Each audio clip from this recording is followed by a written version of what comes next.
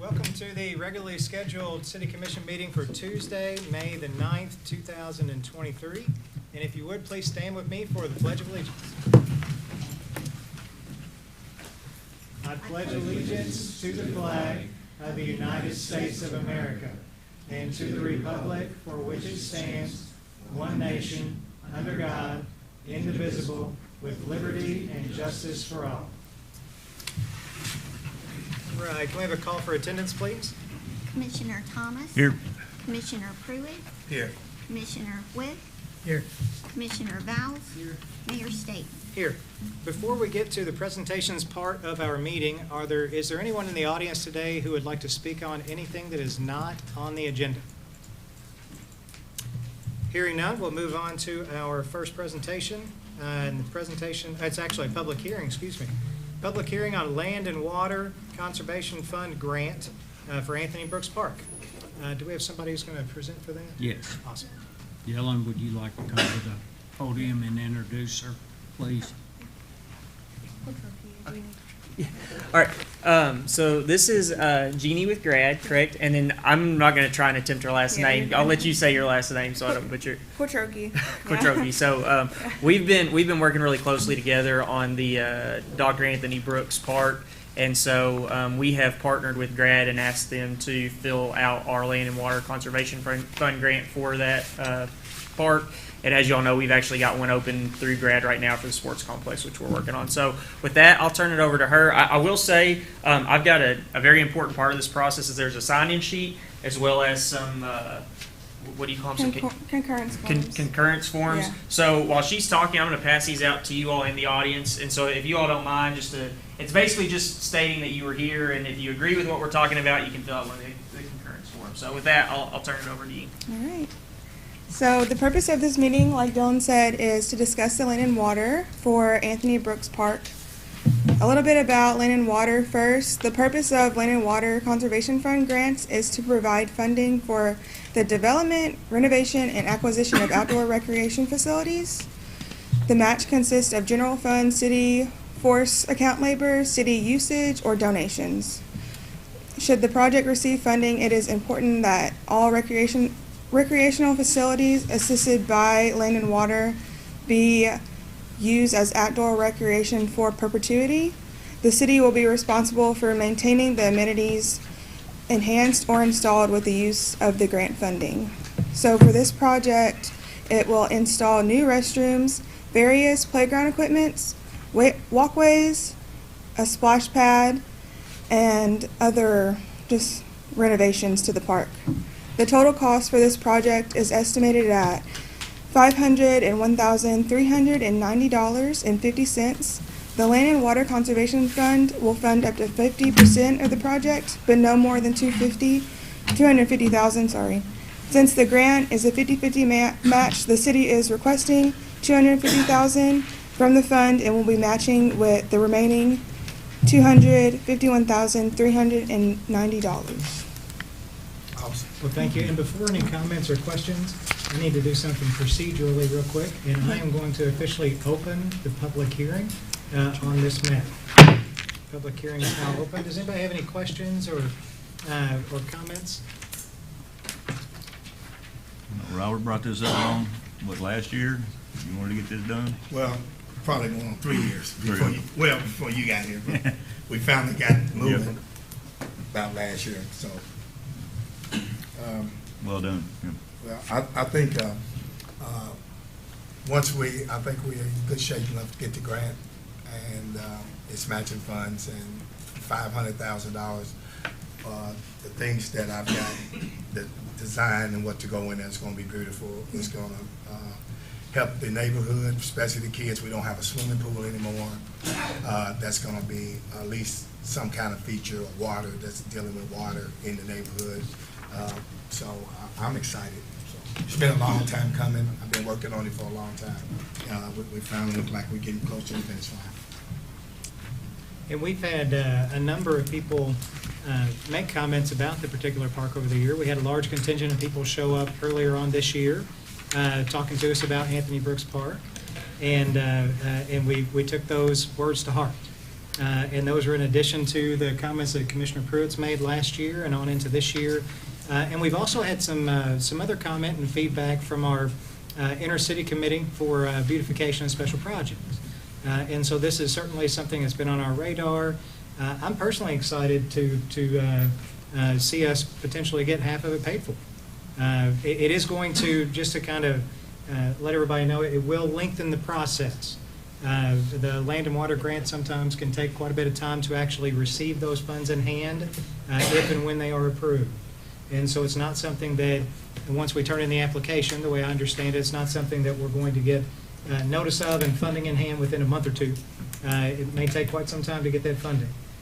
But the matching funds will allow us to do more in that park than what our budget for the park will allow us to do alone without the matching funds.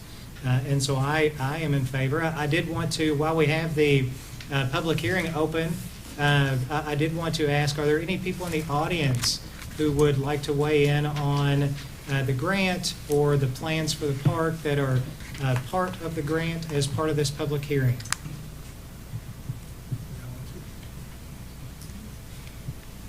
All right, are there any more questions or comments from anyone on the commission? All right, thank you so much for Thank your you. help and assistance You're welcome. in getting this grant package completed.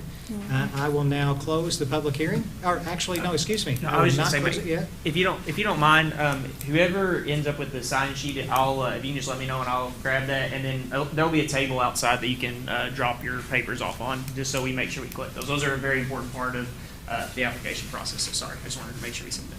Not a problem, sir. Thank you for doing that. Thank you for taking care of that. I will now officially close the public hearing, and we will move on to the consent agenda. And on the consent agenda, I did want to point out is one of the things on the agenda is the approval to file the application for the land and water grant for Dr. Anthony Brooks Park. Okay. The consent agenda for the April 20, for this meeting consists of the minutes of the April 18th, 2023 called meeting, the April 18th, 2023 called work session, resolution number 26-23, a resolution of the City of Henderson relating to the submittal of grant application and acceptance if awarded to the Department for Local Government under Land and Water Conservation Fund in the amount of $250,000. Resolution 27-23, resolution appointing Donna Madden as acting city clerk, and resolution 28-23, resolution authorizing the submission of the 2023 through 2024 CDBG action plan to the United States Department of Housing and Urban Development.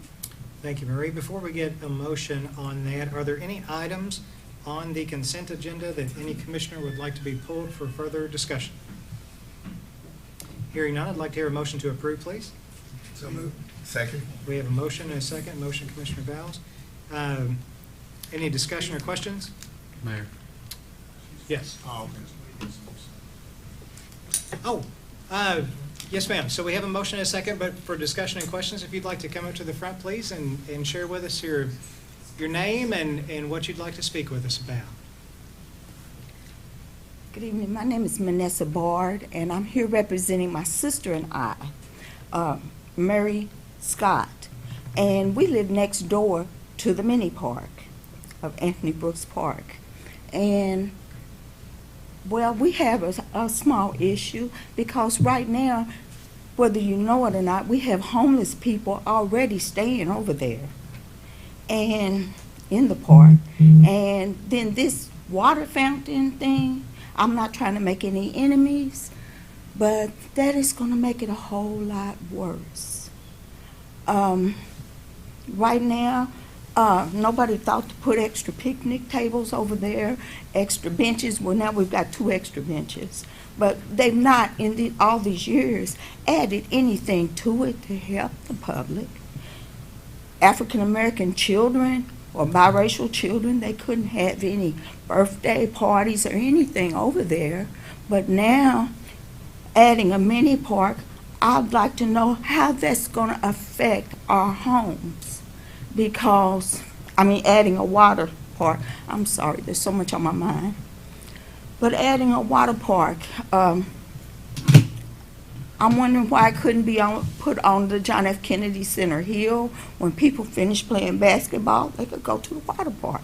Or they could it would be versatile for them.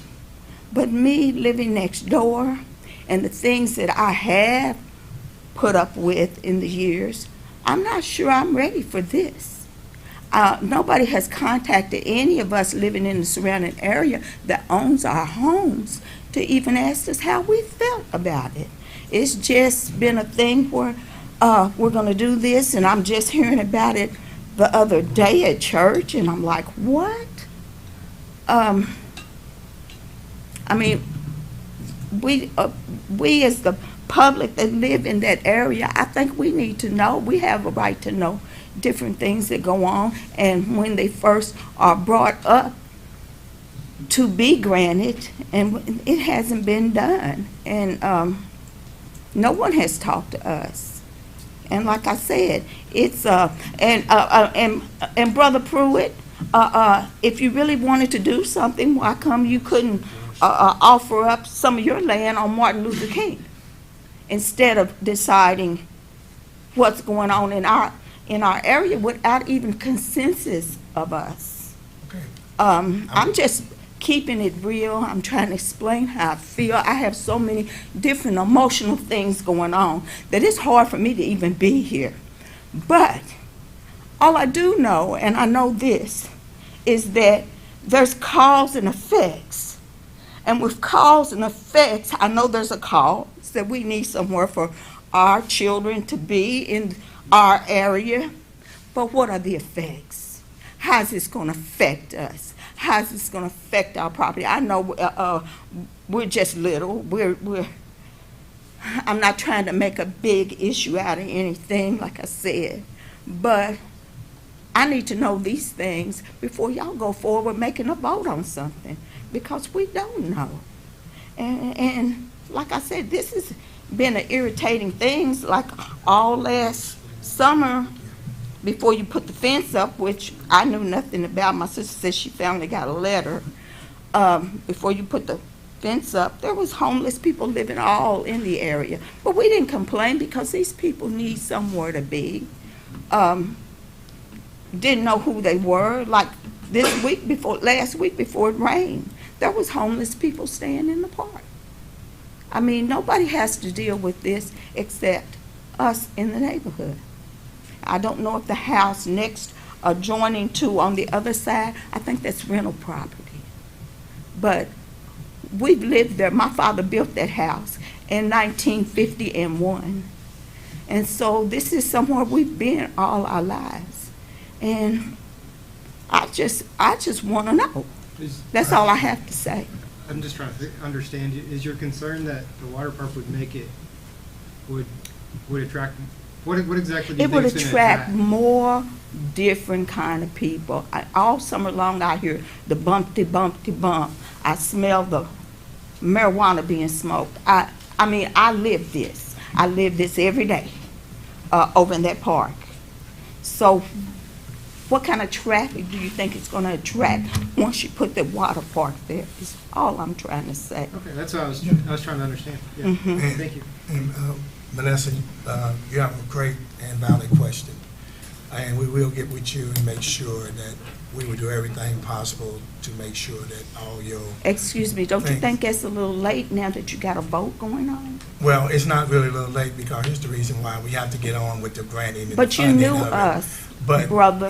You knew it's us, a and you park. haven't tried to But here's what's going on. either come It's- around or contact us or Without- give us any type of... And truthfully, I will say, since we don't have a gleaner, it is hard to get out any information. I mean, It I would comes love out Tuesday, to Wednesday, and any Thursday. information. Friday, Saturday. Yeah, but what we will do. But you've known we us will all put our up- lives and live around the We corner. will put up You a could have barrier. came We will make manually. sure, what you said, you did say something, we never put much money in that park.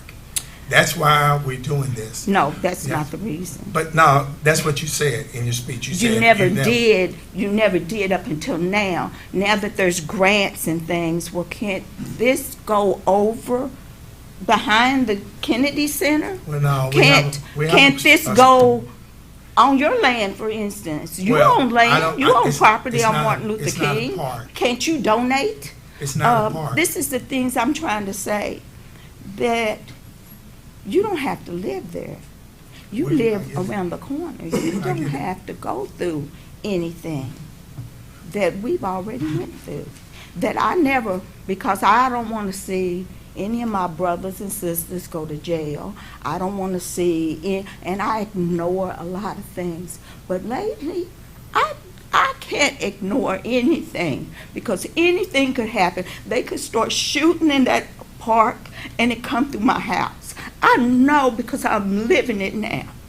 And this is what I'm trying to tell you, that for the residents, it's not a good and acceptable thing to do. I mean, for the public, for money, for whatever,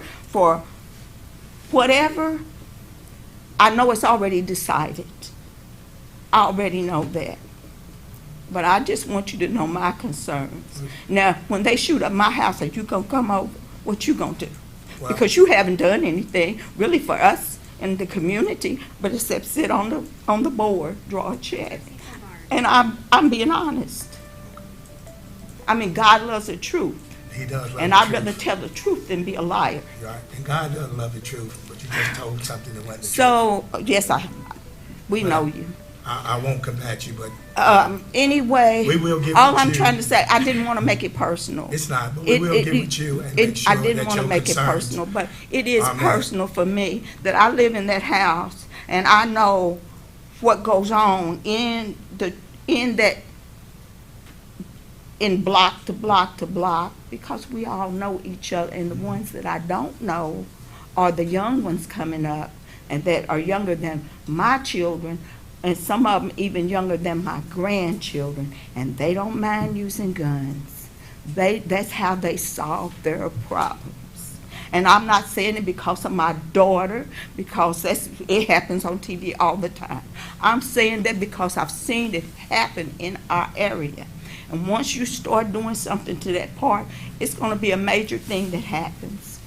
I've looked over So what everything. you're saying, you're telling me that African-American neighborhoods cannot have the same thing that other neighborhoods have because No, we do no, not have I'm no house. saying Is what that you're I saying? know our people. I know Well, these I children. believe in our people a Then little bit more take, than you do. then why don't you take it to the, behind the center? Well, we don't have That the- used to be it's not that used to be a appropriate. swimming We don't have the pool. room. This Anthony Brooks Park is the greatest piece Okay. of land for the So park. when We just something want to upgrade our park. happens, when We just something try to upgrade happens for the and kids. someone gets slain there, That happens then you will everywhere. be accountable, That because happens you're the one everywhere. that wants to. It happens everywhere. It happens on Martin Luther King. It happens in Chicago. It happens everywhere. It happened at Old National Bank too. It happens everywhere. But the thing We- is, I don't live there. I don't live there. I live at 833 Madison. and it's happened on And Madison y'all Street could before.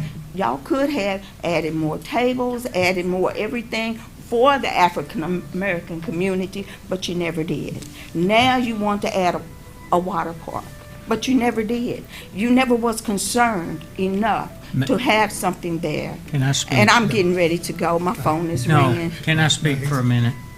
Try to bring some resolution to the question. We would like to sit down with you and not Please. only talk about the park, but let's talk about crime and any other concerns you may have so we can address them. Yes. I will say, in support of Commissioner Pruitt, we have talked about that park for years.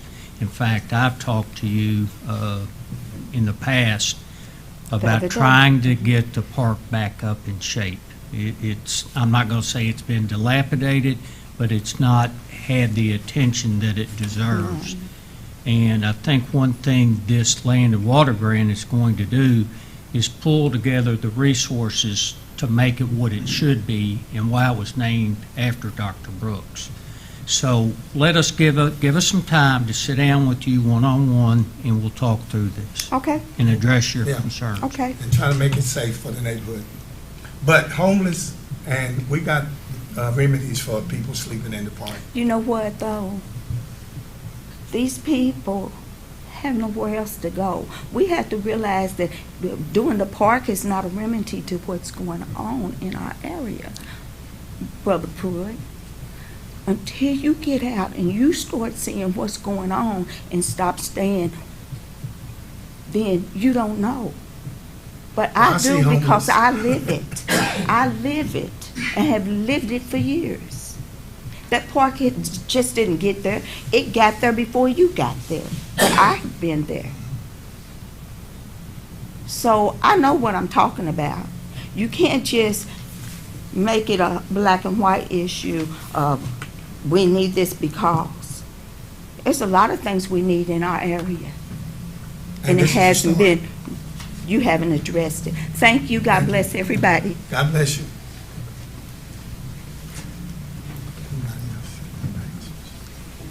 Do we have anyone else who would like to speak on any item that is on the consent agenda?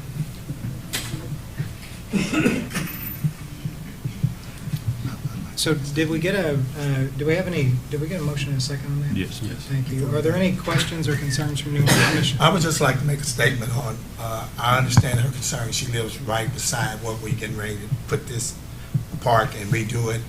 And what she's concerned about could be factual. It could be a lot more younger teenagers coming over and hanging out, and anything can happen. So she has a real good safety concern. And that's why we're gonna sit down and make sure that we put up buffers, maybe a nice privacy fence down her side, make sure that it's more of a buffer zone therefore. But the park will not be open at night so that people will be gathering like that. So I think it's a great idea to upgrade Anthony Brooks Park. I've been working on it for years. When I went to school with this young lady, my heart bleeds for her for losing her daughter. And she does have a lot going on, and she has a lot of concern. But one thing I will say, what she said, Commissioner Pruitt ain't done nothing for her community, that kind of ruffled my shirt. Yeah. But I let it go. But God likes the truth, and that wasn't the truth. So that's all we're gonna do for the statement. Yeah. One other comment I would like to make. We went into the East End 7, 8 years ago and went into a blighted area and took a corner along Fletcher Street that was run down, and we turned it into a mini park for the East End. And Trace, correct me if I'm wrong, but I believe that that park is used by all of our citizens in this community. And to my knowledge, while we may have had minor vandalism, for the most part, that park has been taken care of by their own. And to my knowledge, Chief, I'm not sure of any criminal activity that's occurred in that park either. So I would envision Anthony Brooks to be improved and enhance the neighborhood to make it a better quality of life for everyone. And I think we can meet with her and help appease her concerns about what happens. And we will do that as staff. Yeah. We And can't- two, I think, Yeah, I live one block over. She's thinking, I don't know when is the last time somebody's been shot on Madison Street. I live half a block from her. So she's living in the past of what used to be Dixon Street and all that. We in the new future. We're better than what we used to be. I got more respect for my people to know how to treat when we upgrade and know how to take care of property. And that's why I'm so happy that we're going to invest $500,000 in that park to make sure that when kids speak of Anthony Brooks Park, they're going to want to know, wow, that's a great park, but who was this man? So that's why I've been pushing, 4 years, 5 years, and we finally getting close to the finish line. But I do understand our concerns, and we will address them and make sure that we can do all we can do. We cannot stop anything from happening. Nobody can. But we will make sure that we do our part. I think the one thing that we can't lose sight of is that I don't think that her complaints were only just because she's a neighbor to the park. you know, there are things that we can do to be good neighbors and make sure there's sound barriers, stuff like that. But she brings up a couple of really good issues and really good points. You know, and something that we do need to take a look at, in my opinion anyway, is where our curfew is at, if it's enforced, how regularly or routinely that's enforced. Also for dealing with our homeless population. You know, there are two big projects that are in the works right now from existing entities in the community that hopefully will come to fruition. We're looking at the Harbor House is looking to substantially increase its footprint to the prospects of maybe even doubling in size eventually. And Elevate, which is the former Hugh Edwards Sandifer Center, is looking at doing a project that will be sort of a transition area for not just people with disabilities, but also for our homeless population. And it's more of a post-shelter, get back into society type program that they're looking at doing. And so we've got some great things that are in the works that we've been working on behind the scenes. But you know, I would challenge the commission and others in our community to make sure that we're doing everything that we can to support those activities, so that people don't have to come to us to tell us about the homeless people living in the parks or the kids there after hours, because those were the two main concerns that I heard from her, and those are certainly two things that we can work on to help address. And so I don't want to, as we meet with her, and Buzzy, thank you for volunteering to meet with her, and Commissioner Pruitt, as we meet with her and we address her neighborly concerns as it relates to the park, I just don't want to lose sight of the two main concerns that I heard her say, because those are two very important concerns that we have the ability to address and to do a better job of what we've been doing. Even though it has been on the radar and we handle some of that stuff behind the scenes, you know, it's something that should remain in the forefront of our minds as we go forward. Because when we think of Henderson, we don't think of homeless people, but there are people at certain places sleeping in certain, you know, Brescia owns 2 buses. I found a guy sleeping up in the bus. You know, he broke in and sleeping in the bus. So we've got a certain amount of people that at night they're sleeping in different places outside, the places they shouldn't be. Yeah. Any other questions or comments? We do have a motion and a second on the table for the consent agenda. Hearing none, can we have a roll call, please? Commissioner Thomas, Aye. Commissioner Pruitt, Aye. Commissioner Whitt, Aye. Commissioner Bowles, Mayor Staten. Aye. Next up, I am going to, we have a 3 tabled second readings. We had a special called meeting. Historically, for us, at a special called meeting, we also take that opportunity to have our second readings so that we can do the business for the people a little bit faster. At this last one, we had one issue on there, and it has to do with electric rate adjustments. Thank you all for being here. Appreciate it. We also we had something on there that had to do with electric rate adjustments, and none of us wanted to have that at a special called meeting when we had no audience and less of an opportunity to hear if there were other people who would like to make any comments. We did have a very lengthy discussion at our first reading, and so a lot of those things there won't be a need to re-say exactly what we said the first time. But we did want to give, if there were anybody else who wanted to address the commission on it, the opportunity to do so. That being said, we tabled 3 second readings from the last meeting. So I need a motion to take those off the table, please. So moved. Do we have a second? So we have a motion and a second. Roll call for taking it off the table, please.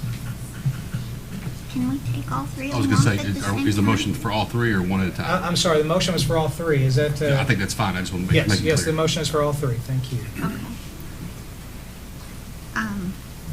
Commissioner Thomas. Aye. Commissioner Pruitt. Aye. Commissioner Whitt. Aye. Commissioner Bowles. Aye. Mayor Staten. Aye. First up on our second readings that were removed from the table is an ordinance adopting electric rates and service schedules. Ordinance number 05-23, ordinance adopting schedule of electric rates and services.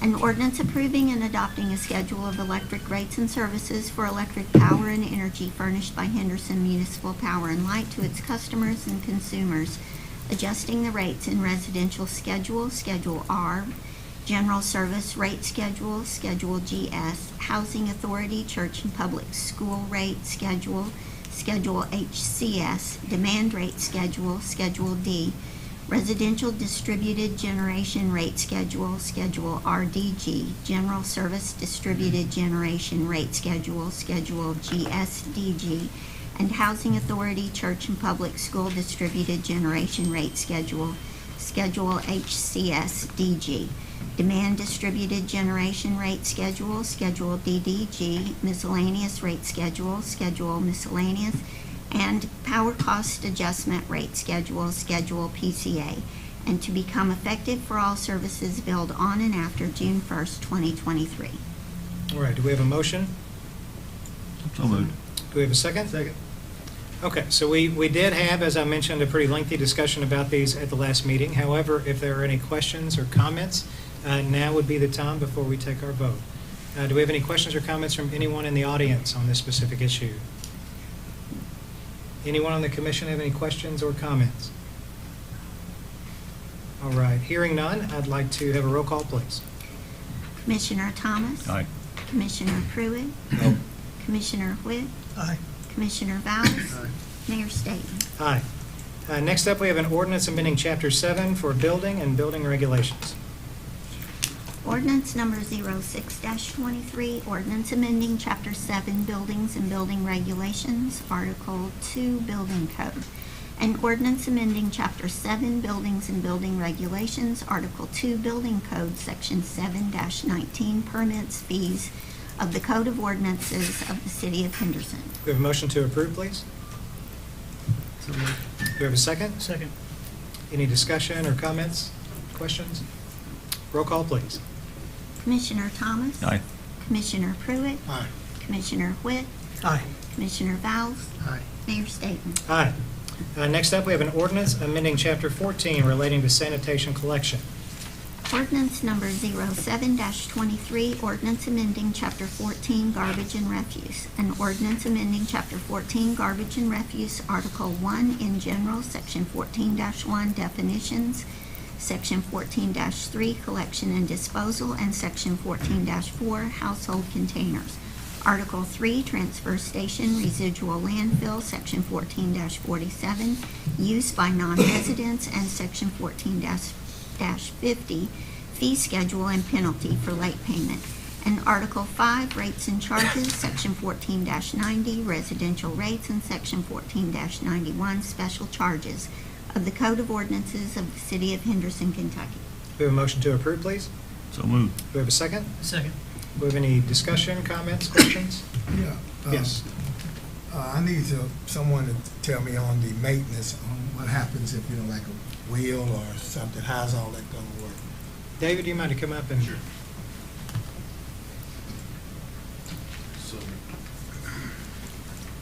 Does everybody know David Steele on the commission? Go ahead. Basically, in the ordinances we've got in there, that normal wear and tear is expected. If it's excessive from negligence or abuse or something like that, then they could incur a charge to have it replaced. But for normal wear and tear and stuff, we would take care of the replacement and fix it. And what about are a lot of the parts interchangeable between the recycle bins that we service and the new bins that are going to go out? Yes. Yes, so you're going to hear our recommendation, I think, later in the meeting for the garbage cans that we were planning on purchasing. They are the same as the recycle cans, so all the Okay. parts will be interchangeable. Thank you, sir. Any other questions or Yeah, comments? How many people we're gonna have per truck? 3, just like we do now.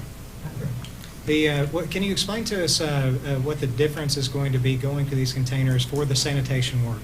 For sanitation workers, instead of having to pick up everything off the ground where they're getting cut with glass, stuck with needles, things like that, they'll be able to roll these carts to the back of the truck. The truck has a tipper on the back of it where they can push it up to that, and they can pull over, and it will actually dump the can for them instead of having to handle everything physically by hand. I just wanted to at least from my perspective, I don't want to say we, but I want to say I in this regard. That's one of the reasons that I am a supporter of going this direction, Yes. because by far and away, our sanitation department has the highest level of workman's comp Absolutely. in the city. And it's not to reduce workers' comp. It's not because I'm looking at numbers on a piece of paper. It's because I'm looking at real people out there doing the job. And really, I have a desire to make their job less stressful on their bodies and to their health and to their personal health. And I think this does both. That's the goal. Thank you. If you saw these guys when they got done at the end of the day and how wore out and tired and the back injuries and all that, that's where we're going with this, is to make it a better and safer working environment for you. And we still have 3 sets of eyes, Chuck and 2 guys out there that's watching, and I'm really excited about keeping that part. Yes, sir. Thank you. Thank you. Good deal. Any other questions or comments, suggestions? Roll call, please. Commissioner Thomas? Aye. Commissioner Pruitt? Aye. Commissioner Whit? Aye. Commissioner Vowles? Aye. Mayor Staten? Aye. Next up, we have a municipal order approving the sanitation fee schedule. Municipal order number 21-23, municipal order setting fees and charges for sanitation as authorized by Chapter 14 of the Code of Ordinances of the City of Henderson, Kentucky. Do we have a motion to approve, please? So moved. Do we have a second? Second. Do we have any questions, suggestions, comments? Roll call, please. Commissioner Thomas? Aye. Commissioner Pruitt? Aye. Commissioner Whit? Aye. Commissioner Vowles? Aye. Mayor Staten? Aye. Next up, we have a municipal order awarding a bid for rollout containers. Municipal order number 22-23, municipal order awarding bid for purchase of rollout containers for the sanitation division of the Public Works Department to Schaefer Plastics North America LLC of Charlotte, North Carolina, in the amount of $679,955. All right, before we get a motion on this, I believe that David Steele is back up, and so is Brian Williams, to tell us a little bit more about what we're looking at. Go ahead, Brian. You had Well, basically with, just so you kind of know what we had put out an RFP for bids for containers. We received 6 back, and in the RFP, we requested a sample container from each vendor, so that way we had a visual of the container as well. So that way we could go through and look at each item, up close. And both of us agreed that after we kind of went through this process, never realized that there was so many things to look at on a trash can as far as when you purchase one. So from wheels to lids to hinges, how the wheels are mounted, how the bodies are made in general, the supports around the lips, the added drag bars on the bottom. What else was there? the bars that the tippers use, the how many attachment points on the lids so that they're not tore off and things like that, because that is one of the main goals too, is having everything with a lid on it to keep the litter and things down.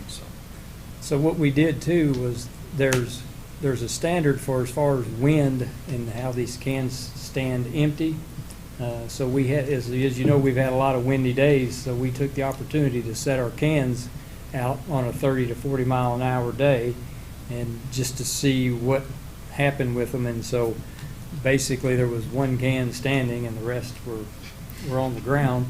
And then we also took had our recycling contractor come over with the sidearm trucks that they use, and told them we set the cans all up in the parking lot row, and told the guy, just violently take these cans and do whatever. So just so we could see what happened with them. So in that, I mean, there was a noticeable difference in how some of these cans held up just to that. Some of them, the sides would totally smash in, and it would take a few minutes for it to finally pop back out. So that can's not going to last very long anyway. So doing our own test, going through the process, and also that we are currently using the can that we recommended for our recycling containers right now too. So and then some of the area contractors are using this can, and there are some of these contractors that have the same can out for 15 plus years and they're still using the same can. So it's a durable can. It comes with a 10-year warranty like all the rest of them, but just from our research and doing our self-test, that's how we derived at this particular container. So that's what we've recommended to you. We think it'll last us a long time. as far as use goes, under normal conditions, so we feel confident with this container. Good question. You say it's the same size as our recycling? Yes, it's That blue one? The Yeah, the newer big- recycling, There's those, two sizes of the recycling. In the beginning, we had 35 gallon. It would be a smaller container, but we bought the 96 gallon ones later in years because we found that the smaller one, even though some people liked it just for the safe space, it had its own issues. It was so small that if you put pizza boxes in it, the pizza boxes would get stuck in it, and it wouldn't empty the rest of the material out. So we had to go to a bigger container. So Okay. yes, so in the recycling, we still have 35 gallons out there and 96 gallons. So yes, but these trash containers are the big 96 gallon containers. And I wanted to ask a few questions just for the public benefit, nothing heavy. Oh, sorry, yes. Before I do that, though, can we have a motion to approve, please? So moved. Do we have a second? Second. I want to ask a few questions just for the public benefit, if I might. So what color are the trash cans going to be? right now, we're looking at a kind of a brighter green with possibly a tan lid or just the green, just to keep the difference in between the recycles are blue. We wanted something that's different to stand out there. And will the customer have to pay for the can? No, And- not the first one. Not If the they- first if one. So if they one- want an additional one, If they want an what do they additional one, do? it would be $5 more a month for twice the amount of trash pickup. So for $5 more a month, they could get 2 cans Yes. if they needed 2 cans, or if we Yes. needed 2 cans, right? What's that? That's a lot of trash. It is, yeah, 96 gallons is, how big is a standard kitchen trash can? 13 gallons? 13 gallon, and you can get easily 7 13-gallon bags in one of these containers. 7 normal size kitchen bags will go in there? Yeah. I think that's really all the questions I had. I just wanted to make sure that people know that they're not going to have to pay for them. And when? So what are we targeting? We're shooting for the first to second week in July right now. I mean, hopefully the first, but obviously we've got to get the order placed. They seem to think that they can have all this done and ready to be roll out first part of July. I think something to consider with July is that there are an awful lot of people out of town for July 4th holiday. And so it might work to our benefit to wait until that second week, just to make sure people are at home. So, We just want to applaud you guys for Yeah. making this move. It's something we've talked about within the city for years and years, as far as doing something to help our employees with trash pickup and as well as keeping the city cleaner. And I think overall, the citizens will like this once they get the opportunity to use it, and they won't have to supply their own trash can anymore. So I think it's just a win-win. but it's such a tough job, and the pay is not the greatest for that job. And if we have the opportunity to do this, and ultimately it's for the can anyway, it's at no cost to the customer. I think it's the right direction. I applaud you guys for bringing this to us. One more question. Are y'all going to deliver the cans, or the citizens have to come get them? No, we'll deliver. The company's going to That's deliver. part of the bid. They will distribute all the cans and also We're gonna- hand out our information flyer that goes with them. We're going to attach a flyer with all the rules of where to put it and all that stuff that'll go in a plastic bag with the can as they're delivered. So everybody should get the information instead of trying to, like we were talking earlier, some that That's don't right. take the gleaner and, getting the information out, they should all get one with the can. I'm sure you are already, but when you get to first, second week of June, if you don't mind to coordinate really tightly with Holly as We would well. kind of like to start it sooner. Yeah. Oh, there you go. Yeah, because she has access to a number of different communication tools, I'm sure, and We've got a flyer drafted that I'll get with her and let her put her spin on it. great. I believe Commissioner Whitten. Well, I was gonna say one thing, I mean, it looks like the cost is even less than I think y'all initially had thought, so it's great.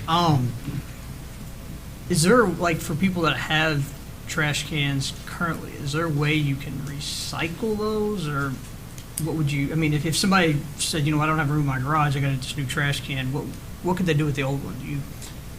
Has that been thought of about Yeah, I've got enough. how to If dispose they- of it? I don't know. All they would need to do is just put a note on it.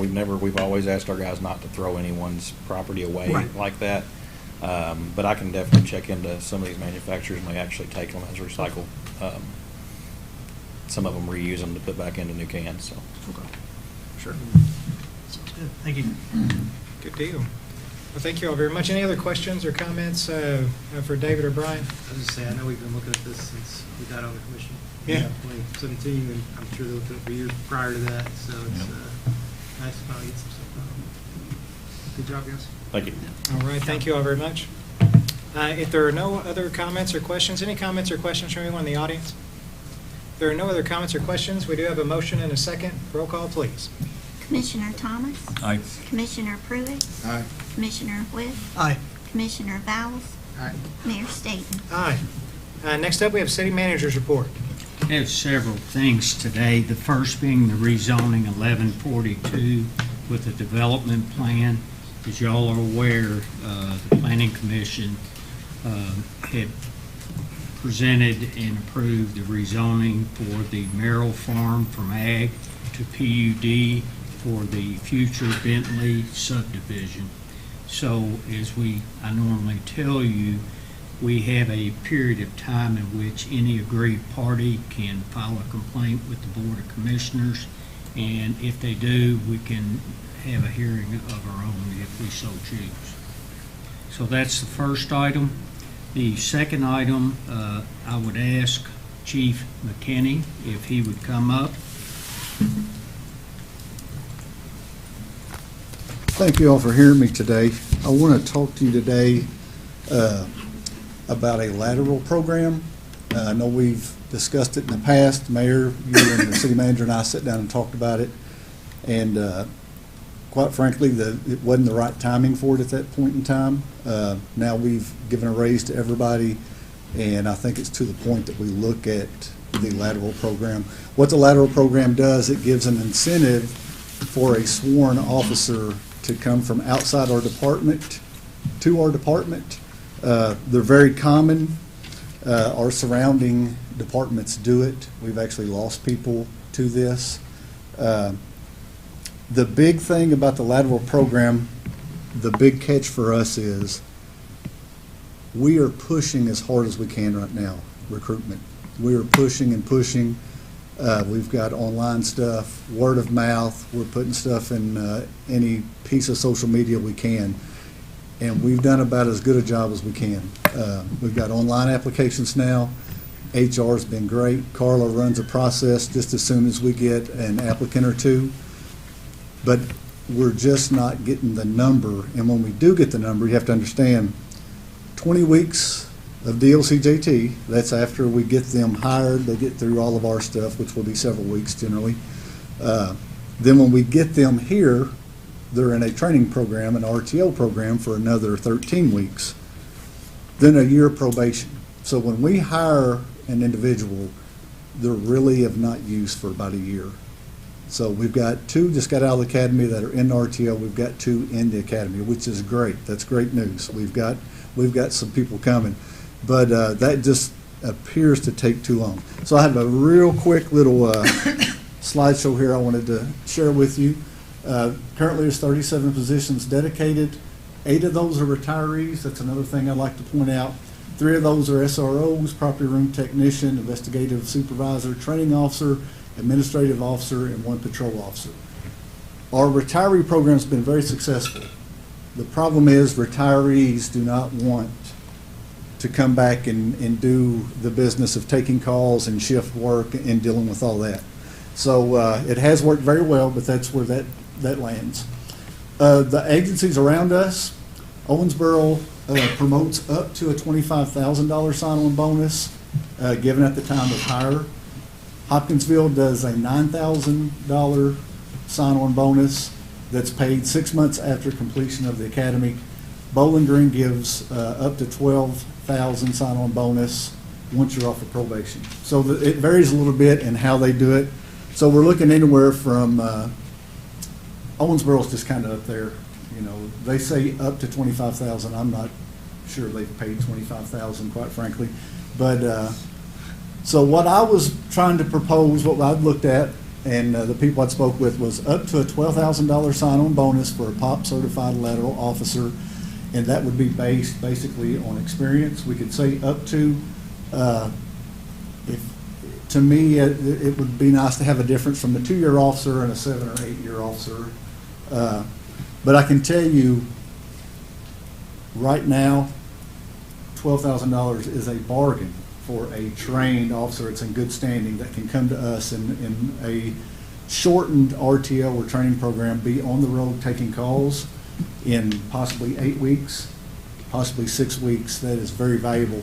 And we're looking at, our goal for this program is 4 officers. We basically have 4 squads, 2 shifts, 2 day shifts and 2 night shifts. We need 1 per shift. We've got people out right now that was unexpected, unplanned for. We could not see that coming, and we're in a bind. And we could use 4 officers right as I stand here today. The options would be, in my mind, paid upon completion of probation with a 3-year contract. I kind of like the second one, if you divided it equally between 2 or 3 years of service with a 3-year contract.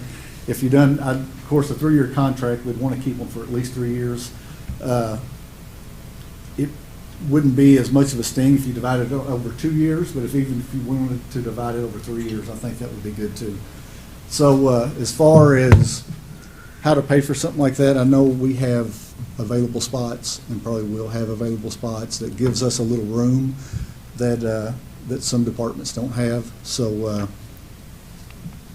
that's really all I have. And I've entertained any questions. Be glad to answer. If I can't answer them today, I would get back with you. But that's kind of where we're at. We are doing everything we can to bring officers into the department. And this is something that others have been doing, and I think we need to look at it. If we could just get 1 officer, would be a win. The goal's 4. If we could get 2, would be great. It's just a tough business right now. Hiring people is a very, very tough business. And I'll just point out, last night, Commissioner Val sat in on our inter-city meeting, public safety.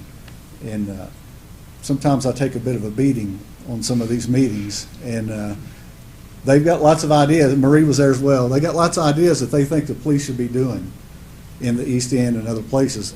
And I want to do them.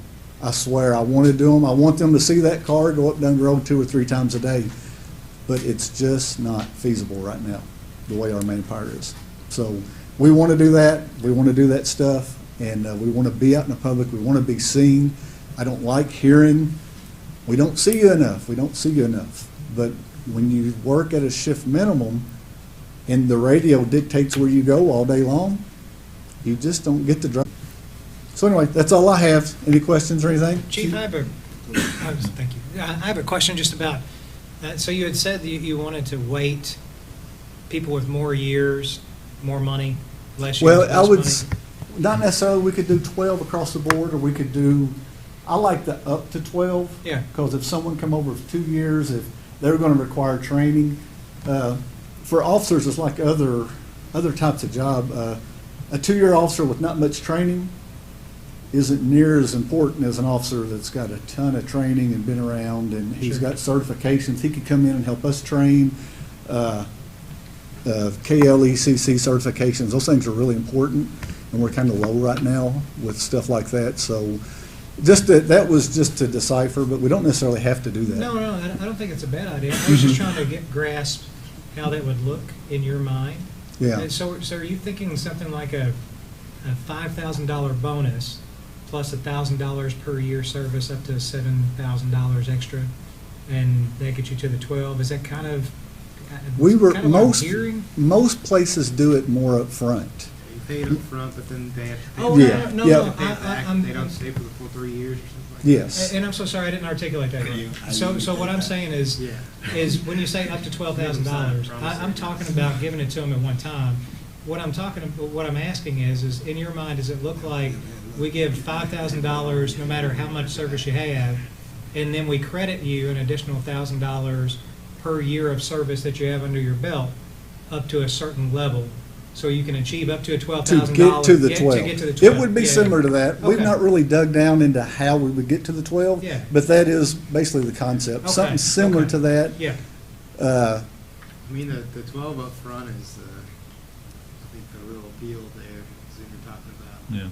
I can move to Henderson, It's get a nice 12 carrot, grand, yeah. put a down payment down. Yeah, that's the only thing that the 3-year thing, I think if you're going to give it I don't want to give it all up front, but I don't want to wait to the very end of a 3-year contract either, so, I don't mind the idea of giving it up front, but Yeah. in that scenario, though, if you have a 3-year lateral come over, they would make $8,000 up front.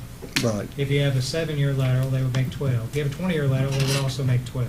right. And so that's kind of what, I was just wondering how the numbers are working in Yes. your head, And- if it's kind of similar to that. And there's some stuff we probably need to talk about too in our lateral program to make it a little more appealing as far as crossing over and small things like vacation time and some things I think that we could do. There's a few other things we could look at, but, So what does a trainee, all right, when a trainee comes in, say out of the academy, all right, we're paying him like Yes. normal. Now, is he just following somebody for a certain period of time, or is he on his own? yeah, when he comes out of the academy, Yeah. he rides with somebody for 13 weeks.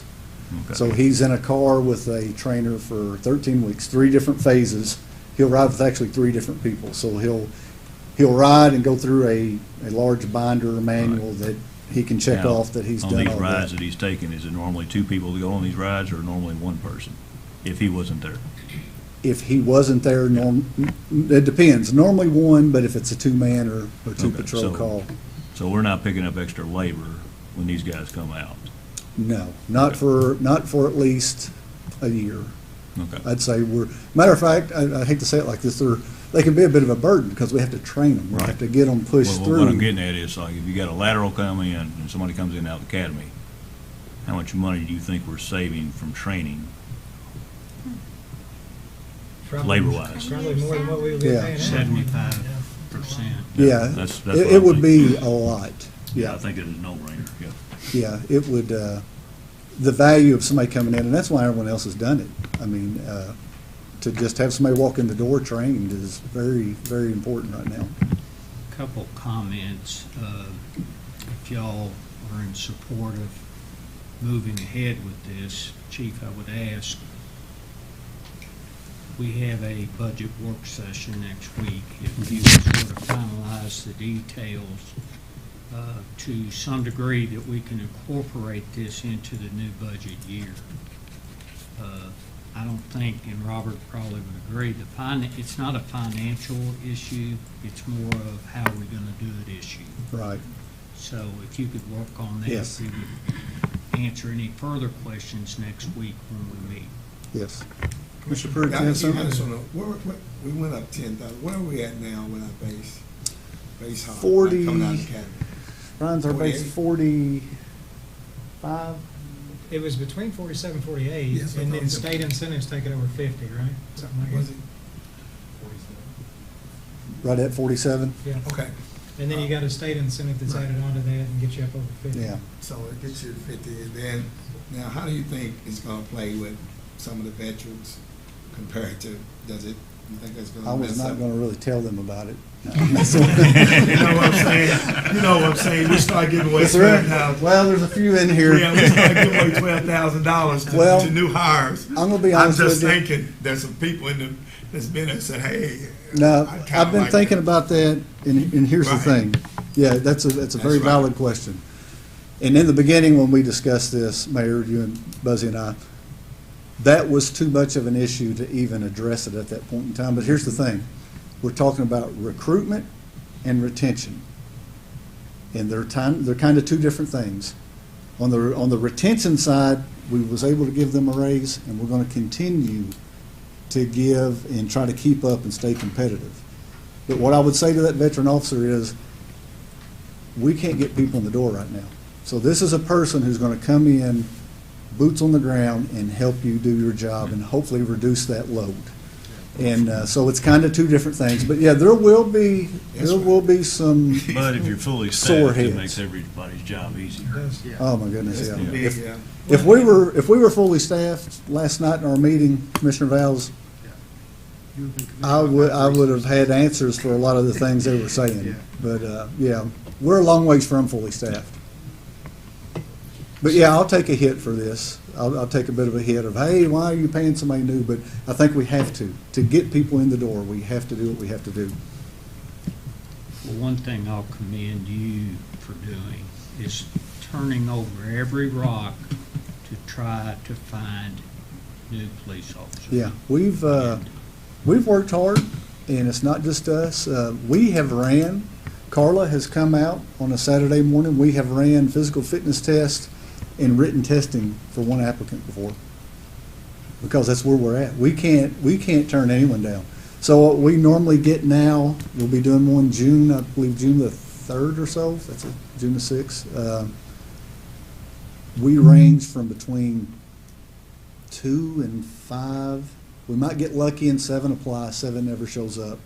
Out of, let's say if we do an average of 3 or 4, maybe 1 is close to being able to go through the process with background and suitability and prior employment, things like that. We're really trying not to compromise our standards, but we're still trying to do everything. But yeah, we're out there. We're trying to get everybody we can. Couple questions. I've seen in other places where they're relaxing marijuana charges for disqualifications for policemen. Are we doing that? Are we still disqualifying for marijuana? Say like possession of marijuana. There's some cities now that are saying, hey, that won't disqualify you from being a policeman. Yeah, I think marijuana is kind of difficult, Commissioner Pruitt. Here's my feelings on that. Although marijuana has been decriminalized through the states, it's still against the law, federal law. It's still a Schedule I narcotic, which means federally, no one should be able to possess it.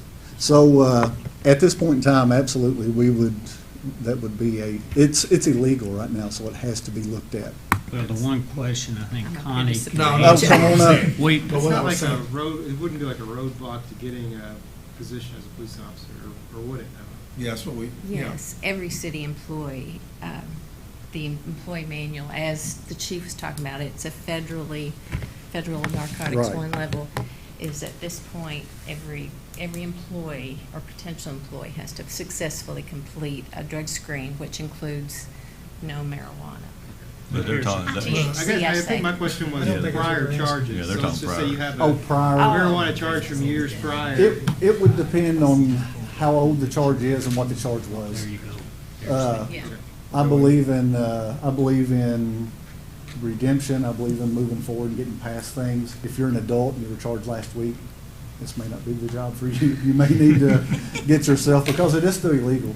And that's just the way I stand, and until this country gets on track and figures out what it wants to do with marijuana as a country in all the states, I don't know. I don't want to get into the marijuana thing. There's a lot to it, but right now it's illegal. And everybody knows that, federal is still Yeah. against the law, but our states are saying, hey, we can do what we want to do. So we know we got 2 different things going on in the country right now. But I was just seeing there were some states that, since they legalized it, they were saying if you had a marijuana charge 20 years ago, Right. it didn't prevent you from being a police officer. So I was just... Yeah, now, like Mr. Val said, there was a day, any strike against you, you could not be a police officer. Right now, like I was telling you, it would depend on what the charge was, what's the instance. I mean, sometimes in law enforcement, if you're in a car and there's somebody smoking marijuana and you can't figure out who has it, whatever, sometimes 2 or 3 people get a charge. Now, if I'm riding with somebody, would that be fair? But we have our detectives really investigate that stuff, and it depends on when it was. So I would not say there's an absolute on that, but we really put a lot of time into it and find the conditions. We go to other departments. We actually go and talk to the officer that made the stop, that wrote the case. What happened that night? And sometimes it's different from what they tell us. But if there's circumstances where, we try to be fair, and we look at the age, when it happened, what happened, and what the charge is. Good deal. And I think what they're looking for from us is an indication of interest if we would like for him to move forward for a more formal proposal. And I think everything I've heard from you all, it seems like we are. Is anyone against them putting together a proposal and bringing it back to us? All right. Be glad to. Thank you for presenting to us. Yes. And we would be more than happy to hear what you have to say on this specific issue in a more formal manner. Absolutely. Thank you all. Thank you. Thank you.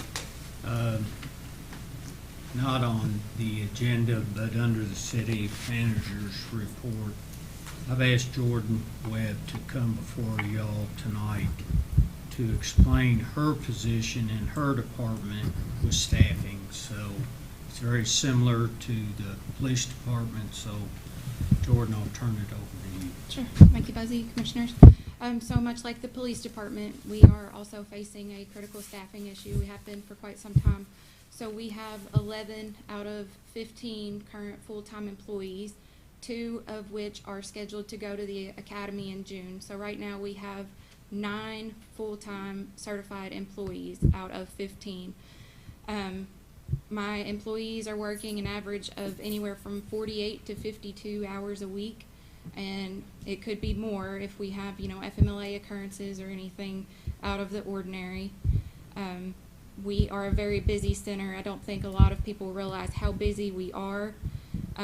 And I know if you've been given the budget for this year, a lot of our numbers from the past don't accurately reflect how busy we are, because our new recorder that we put in place in August is now capturing our data better than it ever has before. So all of the data that we have coming in after hours for the police department calls that were taken after hours, or the sheriff's office after hours, our radios, all of that's being captured now much better. So for April, which for us is a slow month because we really pick up in the summer months, we had 8,097 phone calls. So that's 269 calls a day and 77,000 radio transmissions. So that's almost 1.77 transmissions a minute. So we're pushing 100,000 calls for this year, whereas in the budget you're looking at 65,000 average for years past. So we're capturing a lot better data than we have before. And I say that because we will soon also be picking up EMD, which is Emergency Medical Dispatch, from AMR at the end of July.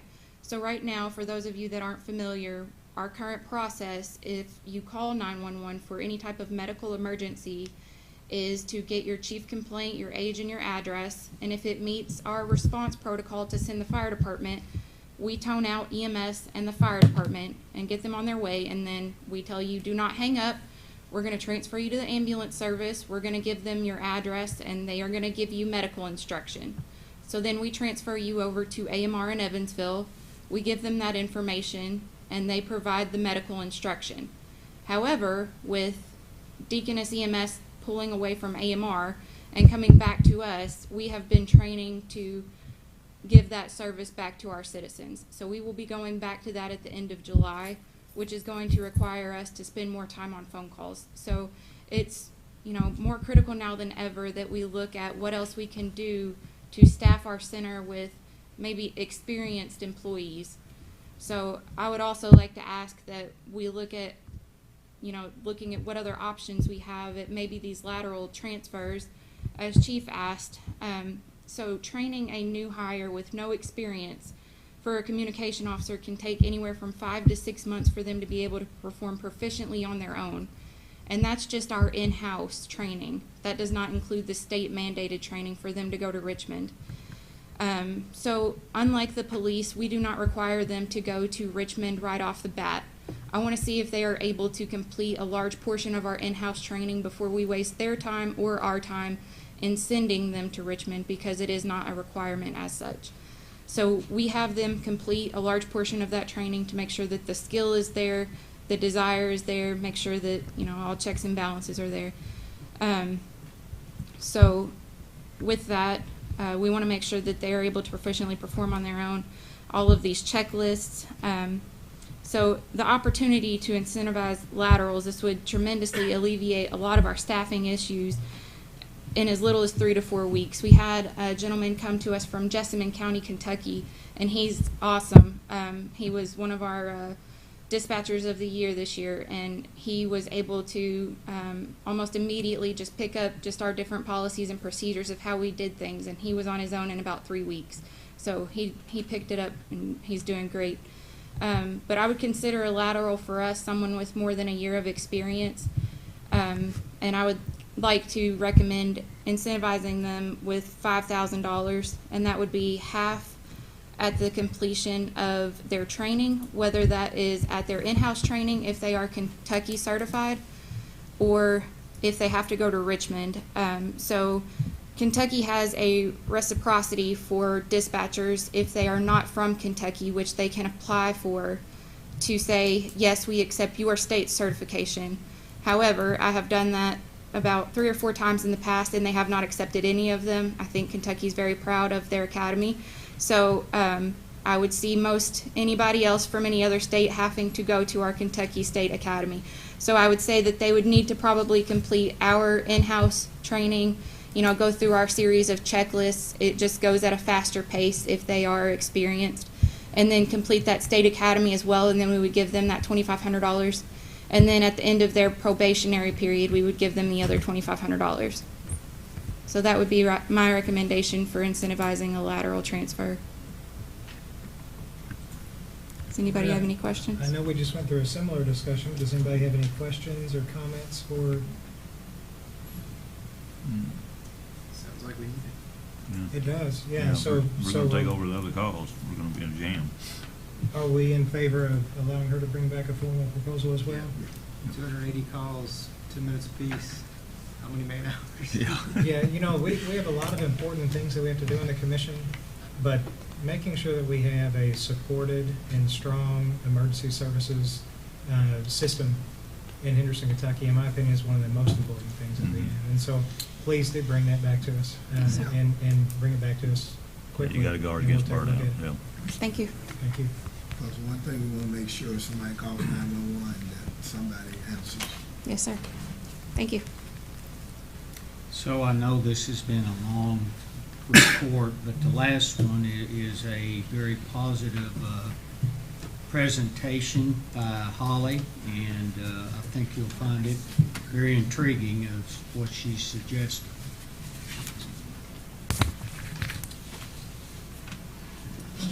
Make sure you guys get your packets.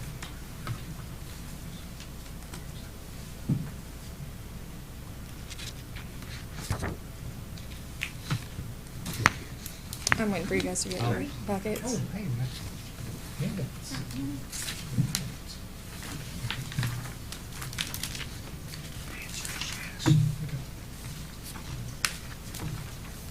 Okay, so a few months ago, I was approached by a local high school student that wanted to know how he could get more involved in the community.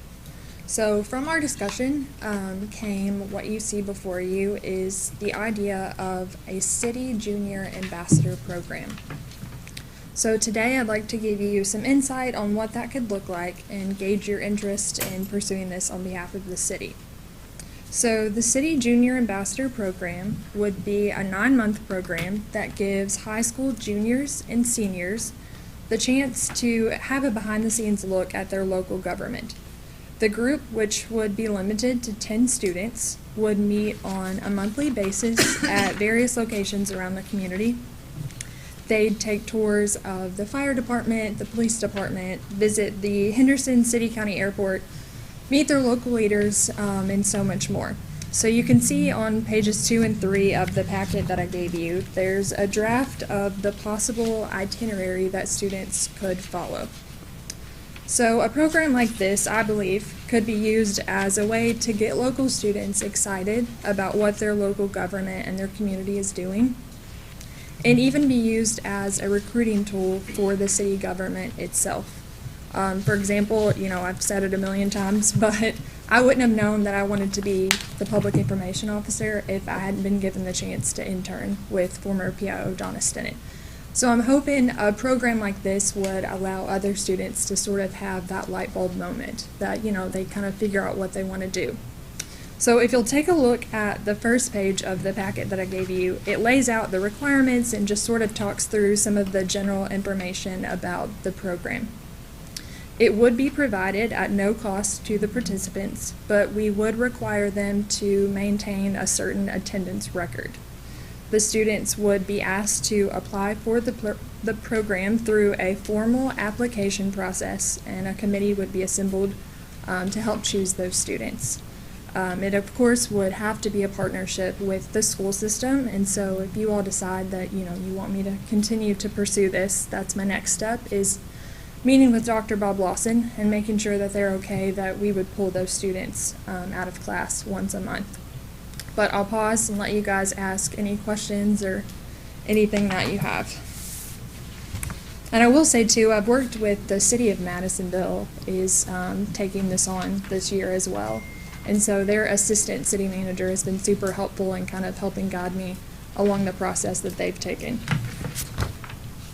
I think this would be fantastic. Really good idea. I really like it too. How many students are you thinking? I hope of right processing? now to cap it at 10 the first year. I think it's the city of Hopkinsville.